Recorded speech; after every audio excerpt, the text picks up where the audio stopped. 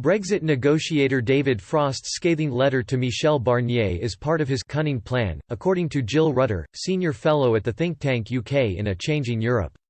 This week, Mr Frost pulled no punches in his letter to the EU's top negotiating team as the UK published its terms for a free trade agreement with the bloc in a move to ramp up pressure on Brussels to back down over its demands.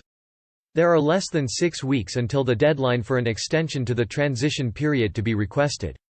The letter was sent after the third round of talks between UK and EU negotiators, charged with thrashing out post-Brexit trade terms, once again ended in stalemate last week.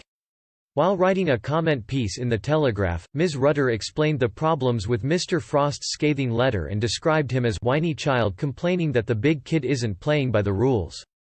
She said, Frost's complaints about the EU's unreasonableness are unlikely to make many in the UK task force, or in distracted national capitals trying to cope with COVID, change their minds. The letter reads like a rather whiny child complaining that the big kid isn't playing by the rules. What Frost failed to set out as any of the benefits to the EU of the sort of agreements the UK was offering, why the EU would do much better to reach a position where a deal with the UK was possible, rather than let the UK float off with no deal. And Frost failed to give any hint of any understanding of the EU's concerns, and how the UK's proposals helped address them. Ms Rutter then suggested the letter was all a cunning plan, with the Brexit negotiator playing the bad cop towards the EU. She said, but it is just possible that this is all a cunning plan.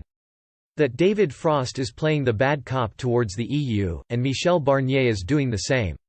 There could even now be background WhatsApp conversations exploring possible areas where the two sides could come closer, preparing for Boris Johnson to pull off another October surprise and conclude a last-minute deal.